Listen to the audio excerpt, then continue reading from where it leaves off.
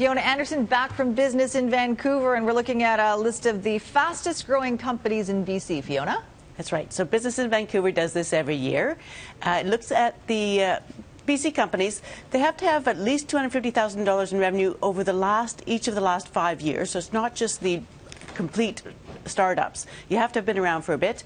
And they come up with lists every year of who's growing faster. And not surprisingly, the top companies are mining companies. So if we just look at the list of who are the top 5, number 1, Nevson Resources. A bit of a surprise there, and I'll tell you why later.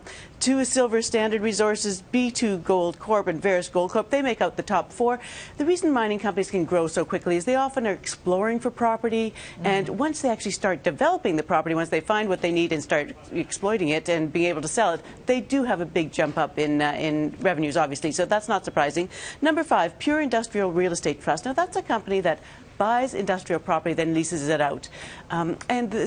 They are part of a trend as well. If we look at our second board of different services and different companies that make up the top 100, services actually make up, well, this is a rough number. Yeah. Because some companies are in 2 different sectors, but we tried to divide them roughly into sectors. So services, actually 34 of the top 100 were service companies. So that includes the Pure Industrial Real Estate Trust, but also Famosa Pizzeria and other companies like that.